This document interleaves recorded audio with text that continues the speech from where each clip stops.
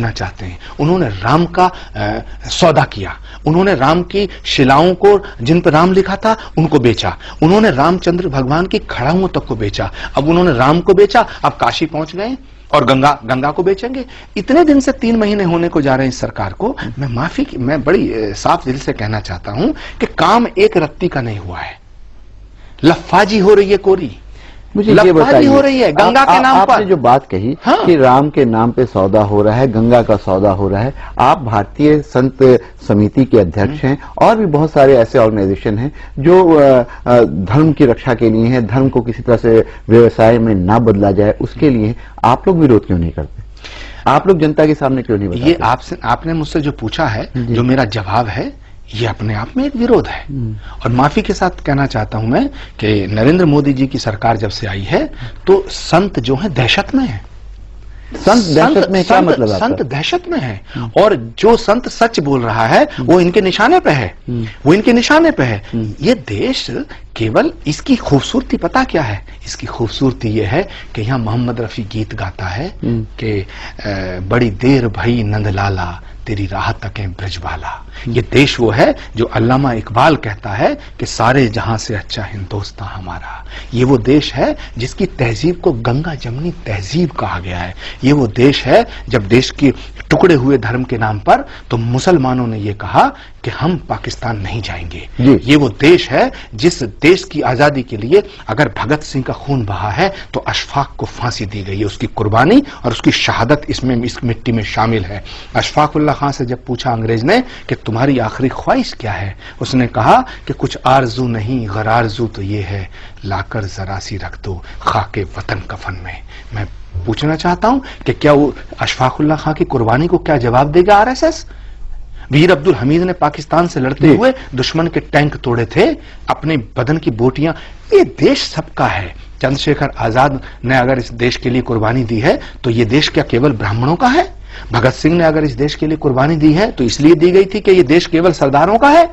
अशफाक उल्लाह खान ने अगर कुर्बानी दी तो क्या ये देश केवल मुसलमानों का है? ये देश जितना हिंदुओं का है उतना ही मुसलमानों का है। आपने बड़ी अच्छी बात कही कि ये देश जितना हिंदुओं का होता है उतना मुसलमानों का है, लेकिन रह रह करके कुछ ऐसी चीजें होती हैं जिससे मुस्लिम समाज की अगर बात करें, आपने नाम लिया है तो मैं आपसे सवाल कर रहा हूं कि उनको ये लगता है कि शायद उनके साथ यहाँ पे न्याय नहीं हो रहा है। अभी कुछ दिनों से आपने देखा होगा कि बहुत सारे मुसलमान नौजवान दहशतगर्दी आतंकवाद के आरोप में पकड़े जाते हैं, बरसों बरस तक जेल में रहते हैं और उसके बाद एक अदालत ये कहती है कि नहीं, इनके ऊपर जितने आरोप थे वो गलत पाए गए। इसके लिए किसको जिम्मेदार आप मानते हैं? देखिए, ये एक इंटरनेशनल साजिश है। अमेरिका किसी कीमत पे नहीं चाहेगा कि भारत और पाकिस्तान के रिश्ते मजबूत हों, पहली बात। दूसरी बात है, हमारे कुछ लोग भोले हैं, उनकी शराफत का नाजायज फायदा उठाया जाता है। मिसाल के तौर पे इतिहास गवाह है, गांधी की हत्या किसी मुसलमान ने नहीं की। इंदिरा गांधी की छाती को छलनी किसी मुसलमान ने नहीं किया। राजीव गांधी के टुकड़े किसी मुसलमान ने नहीं किए। बेअंत सिंह की हत्या किसी मुसलमान ने नहीं की। ललित माकन को किसी मुसलमान ने नहीं मारा। ये क्या है? ये क्या है? जहां तक सवाल है कि मुसलमान आतंकवादी हो रहे हैं, तो मुसलमानों के अंदर अगर जो इनोसेंसी है और उसका फायदा उठा करके वो एक इंटरनेशनल साजिश का शिकार हो रहे हैं। लेकिन मैं इस बात को मानने को तैयार नहीं हूं कि केवल मुसलमान आतंकवादी है। ये जितने नाम मैंने गिनाए हैं, तो ये क्या आतंकवाद नहीं था? तो क्या ये कह दिया जाए कि सारे सरदार आतंकवादी हो गए? क्या ये कह दिया जाए कि सारे नाथुराम गॉडसे ने अगर गांधी की हत्या की तो सारे उस कम्युनिटी को पूरा जिम्मेदार ठहराया जाए? आतंकवाद और अपराध कोई कम्युनिटी नहीं करती है, ये व्यक्ति इंडिविजुअल करता है। ये व्यक्ति करता है। लेकिन जो व्यक्ति करता है वो अगर मुसलमान है तो उसको सजा दी जाए, उसे आतंकवादी माना जाए। लेकिन अगर एक आदमी ने कोई गलत काम कर दिया है, गुनाह कर दिया है, तो सारे मुसलमानों को हम आतंकवादी मान लें? मैं ये दावे के साथ कहता हूं, जिम्मेदारी से कहता हूं कि इस्लाम आतंकवाद का नाम होता तो सारी दुनिया में इस्लाम नहीं फैलता, यजीदियत फैलती। इस्लाम मोहब्बत का, इबादत का, कुर्बत का, खिदमत का और इबादत का नाम है। ऐसे ही हिंदू धर्म दया का, शील का, क्षमा का, करुणा का, त्याग का नाम है, तपस्या का नाम है। आपने इतनी बढ़िया बात कही है, लेकिन ये बताइए, ये दोनों धर्मों की अपनी अपनी विशेषताएं हैं, अपनी अपनी खूबियां हैं, उसके बावजूद ऐसी क्या हालात बनते हैं कि दोनों में टकराव देखने को मिलता है, खासकर हिंदुस्तान में? सियासत और फेनेटिज्म, फैनेटिज्म जहां इस्लाम में आता है वहां वो गलत हो जाता है, और कट्टरता जहां हिंदुत्व में आती है वो हिंदुत्व गलत हो जाता है। इस देश के हिंदू जिम्मेदार कौन? देखिए, मैं लखनऊ में गया, मैं मौलाना फिरंगी महली हैं, खालिद रशीद फिरंगी महली, मैं गंगा के नाम पर मौलाना कलवे जब्बात में जब गंगा के आंदोलन में था तो हमने उनसे कहा कि गंगा केवल हिंदुओं की नहीं है, ये मुसलमानों की भी उतनी है, आप मेरा साथ दीजिएगा। तो सब लोगों ने मेरा साथ दिया और मुझे वहां जाके एक बात पता चली, मुझे फिरंगी महली साहब ने ये बताया। मैंने कहा ये फिरंगी महली ये क्या नाम है यहाँ? तो उन्होंने कहा साहब ये वो मोहल्ला है, और हमारे जो खानदानी थे उस वक्त गांधी जी यहाँ आकर के रुके थे, और गांधी जी जब यहाँ आके रुके थे एक हफ्ता, तो एक हफ्ते तक किसी मुसलमान के घर नॉनवेज नहीं, अंडा तक नहीं बनाया गया था। ये इस्लाम है, ये इस्लाम है। लेकिन इस्लाम को भी कुछ कट्टरपंथी लोगों ने सियासत की भेंट चढ़ाने की जो बात करी है, मुसलमान को वोट बैंक समझना, ये सबसे बड़ा गुनाह किया है हिंदुस्तान के नेताओं ने। मुद्दा उठाया है, रद्दी का इल्जाम लगता हो, चाहे उन पर फिरकापरस्ती का इल्जाम लगता हो, या चाहे उनकी बदहाली हो, ये सारी चीजें सिर्फ इसलिए आज हैं क्योंकि मुसलमानों को वोट बैंक के तौर पर इस्तेमाल किया। लेकिन आचार्य जी से जानना चाहेंगे कि क्या इस वोट बैंक की जो सियासत मुसलमानों के साथ हुई, उसमें कोई पार्टी ऐसी आपको लगता है जिसने ये काम ना किया हो? हर पार्टी, कांग्रेस से लेकर के आज की किसी भी पार्टी का आप नाम ले लिए, सबने मुसलमानों को छला है। देखिए, यहां मैं एक बात आपको कहूं कि ये बात पक्की है कि मुसलमान को, इस कम्युनिटी को वोट बैंक की नजर से देखा गया जी। ये सबसे बड़ा गुनाह है जी। और उसमें कुछ मुस्लिम धर्म गुरुओं का भी उसमें ठीक है, उनका भी योगदान है जी। उनका भी है, क्योंकि क्या हुआ कि एक आदमी आया और उसने पूरी कौम का ठेका कर लिया जी जी। ठीक है, वो सही किया गलत किया, क्या रिजल्ट आया वो अलग है, लेकिन वो कर लेता है जी। तो ये ऐसा एक सौदा भी इलेक्शन में दिखा था। एब्सोल्युटली। तो इन चीजों से, एक तो इन दायरों से बाहर आना पड़ेगा।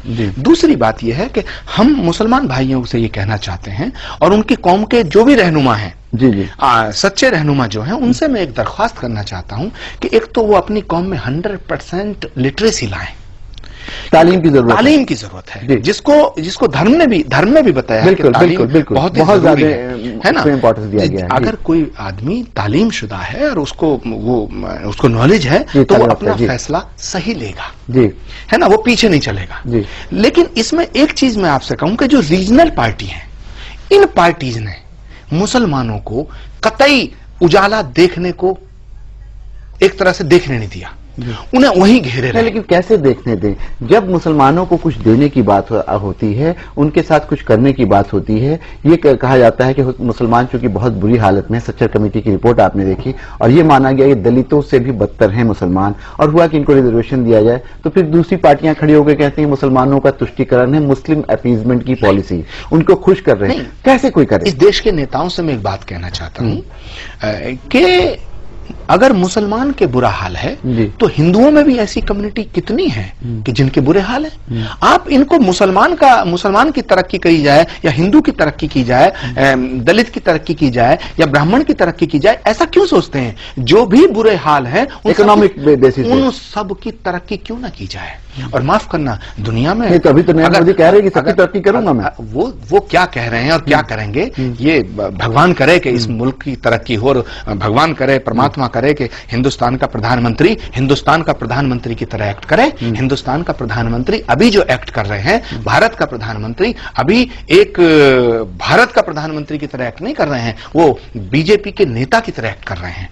इसलिए मैं दरख्वास्त करना चाहता हूं और मैं भगवान से प्रार्थना करता हूं कि देश का प्रधानमंत्री देश का होता है, और वो देश का प्रधानमंत्री बनकर के काम करें। जब वो देश के प्रधानमंत्री बनकर के काम करेंगे तो वो हिंदू और मुसलमान में इस देश को नहीं बांटेंगे, जातियों में इस देश को नहीं बांटेंगे। तो नेताओं को यह चाहिए कि मुसलमानों का और हिंदुओं का जो आर्थिक आधार है, उसके बिना पे उनकी फैसल साहब स्कीम बने, और इस देश में कहने के लिए बहुत जातियां हैं जी, कहने के लिए बहुत धर्म है, लेकिन मेरे दोस्त एक ही जाति है, वो अमीर, और दूसरी जाति है गरीब जी। बहुत बड़ी बात, अमीर और गरीब जी जी। गरीब किसी भी जाति का हो गरीब है, अमीर किसी भी जाति का हो वो अमीर है। अगर हमें इस देश को उठाना है तो हमें गरीबों के घरों से गरीबी का अंधेरा मिटाना होगा, और तब ये देश दोबारा से सोने की चिड़िया कहलाएगा। तब ये देश गांधी का देश होगा, तब ये देश नेहरू का देश होगा। आपने बहुत अच्छी बात कही, लेकिन थोड़ा सा विषय को थोड़ा सा विषयांतर करते हैं और ये जानना चाहते हैं आचार्य जी, इधर हमने देखा है कि टीवी के जरिए बहुत सारे बाबा, बहुत सारे मठाधीश हम लोगों के सामने आए हैं। पहले कोई नहीं जानता था कि गुजरात में एक बहुत बड़े बाबा हैं जो आजकल कहीं और हैं। इसी तरह के बहुत सारे लोग आए हैं और अभी एक कंट्रोवर्सी हुई थी कि साईं को भगवान माना जाए या नहीं माना जाए। साईं कहीं हिंदू सनातन धर्म के विरुद्ध काम तो नहीं कर रहे हैं, उनके खिलाफ। इन सारी चीजों को आप कैसे देखते हैं? देखिए, पहली बात तो मैं आपको बोलूं बेबाकी से, बड़े अदब के साथ जी, भगवान को किसी ने नहीं देखा जी, मैंने भी नहीं देखा जी। जब मैंने भगवान को देखा ही नहीं जी, और भगवान को किसी ने नहीं देखा, तो फिर भगवान कैसा है ये कहने वाला कौन क्या हो सकता है? भगवान ऐसा है और ऐसा नहीं है ये वो कह सकता है जिसने परमात्मा को देखा हो। कोई भी धर्म गुरु अगर दुनिया में ये दावा कर दे कि परमात्मा ऐसा है, परमात्मा वैसा है जैसी तुम्हारी श्रद्धा। किसी को परमात्मा सूरज में नजर आया, किसी को चांद में नजर आया, किसी को धरती में नजर आया, किसी को गंगा में नजर आया। तो फिर किसी को साईं में नजर आता है। अगर हाँ, भगवान को भगवान नहीं बनाता, भगवान को भगवान भक्त की श्रद्धा बनाती है।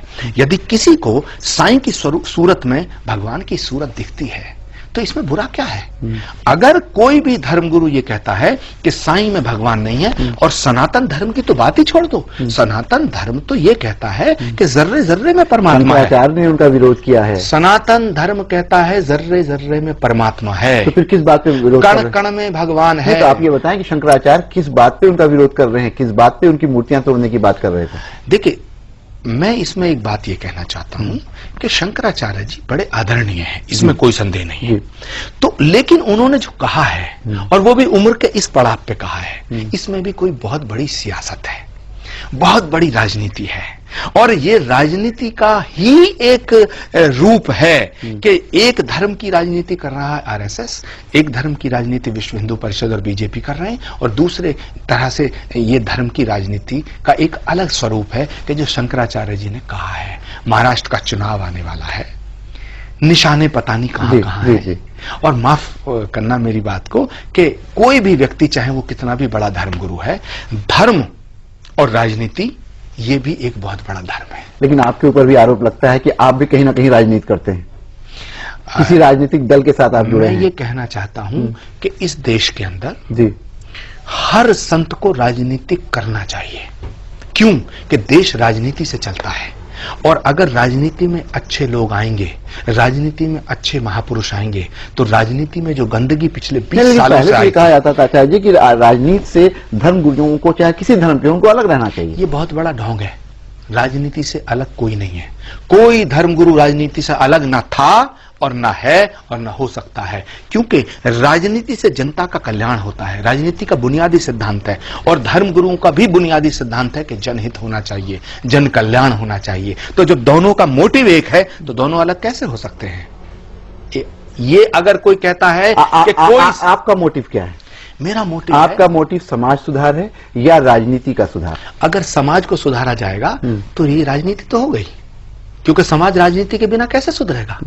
अगर कोई धर्मगुरु ये कहता है, कोई साधु ये कहता है कि मैं राजनीति बात नहीं करता, वो सबसे बड़ा झूठ है।